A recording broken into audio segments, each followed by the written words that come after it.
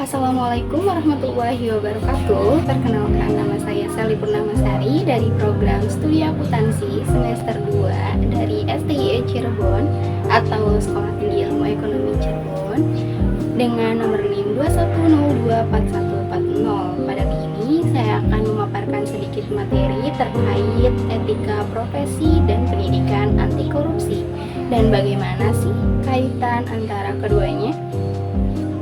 Yang terhormat Ibu Rohmatul Fawais, MPDI, selaku dosen pengampu mata kuliah Etika Profesi dan Pendidikan Anti Korupsi, dan kepada audiens, terkhusus kawan-kawan saya dari STIE Cirebon yang berbahagia dan saya banggakan. Sebelumnya kita cari tahu dulu nih terkait etika profesi. Jadi, apa sih etika profesi itu? Etika profesi adalah seperangkat nilai, prinsip, dan norma moral yang mengatur perilaku individu untuk menjalankan profesinya. Etika profesi ini berfungsi sebagai panduan profesional dalam mengambil keputusan, bertanggung jawab, dan menjaga integritas dalam menjalankan tugasnya. Berikut ini ada beberapa prinsip yang terkandung dalam etika profesi. Prinsip yang pertama yaitu prinsip tanggung jawab. Seorang profesional wajib bertanggung jawab atas pekerjaan dan atas keputusan yang telah diambil, baik itu untuk klien, masyarakat, atau profesinya itu sendiri. Yang kedua adalah prinsip keadilan. Seorang profesional harus menjalankan tugasnya secara adil tanpa merugikan pihak manapun, terutama dalam hal pelayanan kepada masyarakat.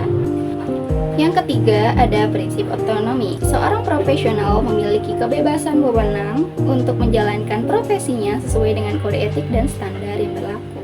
Prinsip yang keempat adalah prinsip integritas moral. Seorang profesional harus memiliki perilaku yang jujur, konsisten, dan menjaga kepentingan diri sendiri, profesi, maupun masyarakat secara moral.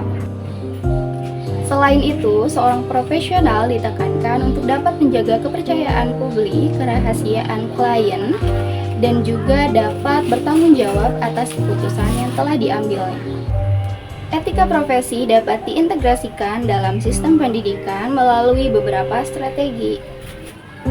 Yang pertama ada pengembangan mata kuliah khusus etika profesi untuk mengajarkan dasar etika, nilai karakter, dan tanggung jawab secara sistematis. Yang kedua, melakukan metode pendidikan yang aktif dan konstekstual, seperti halnya diadakan diskusi kelompok, simulasi, refleksi kritis, dan juga studi kasus, dan masih banyak lagi sebenarnya. Yang ketiga, ada integritas nilai karakter, seperti tanggung jawab, empati, dan profesionalisme yang dapat dimasukkan ke dalam aspek pembelajaran dan juga penyusunan RPS. Lalu yang keempat ada pembentukan budaya profesional dan etis di lingkungan pendidikan melalui keteladanan dosen dan pendidik. Lalu yang kelima atau yang terakhir adalah evaluasi terhadap penerapan etika profesi. Apakah selama ini mahasiswa hanya paham terkait teori atau dapat mempraktekannya dalam kehidupan sehari-hari? Dengan cara ini, pendidikan profesional tidak hanya membekali mahasiswa dalam kompetensi saja, tetapi juga membangun karakter sebagai fondasi utama untuk memiliki tanggung jawab dalam menjalankan profesi. Lalu apa kaitan etika profesi dengan pendidikan anti korupsi? Jelas sangat berkaitan, karena keduanya menekankan nilai-nilai moral, integritas, dan tanggung jawab dalam menjalankan peran profesional maupun sosial. Pendidikan etika profesi mengajarkan kode etik dan prinsip moral yang harus dijunjung tinggi oleh setiap profesional. Seperti halnya jujur, seorang profesional harus bertindak jujur, adil, dan bertanggung jawab dalam pekerjaannya. Sementara pendidikan anti korupsi sendiri berfokus pada pembentukan kesadaran diri, sikap menolak korupsi dengan menanamkan nilai-nilai integritas. Keduanya saling melengkapi dalam membentuk karakter individu yang berintegritas dan profesional, sehingga mampu mengambil keputusan yang etis dan menolak praktik korupsi yang merugikan masyarakat.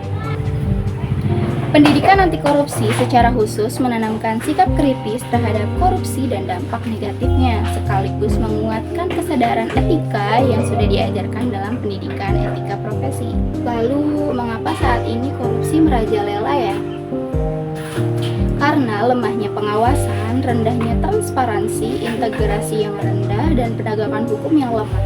Solusinya melibatkan reformasi sistem, penegakan hukum, pemberdayaan masyarakat, dan penguatan nilai moral melalui pendidikan. Termasuk peran agama yang menanamkan integritas dan kejujuran sebagai pondasi pencegahan korupsi. Sekian informasi yang dapat saya sampaikan. Terima kasih. Wassalamualaikum warahmatullahi wabarakatuh.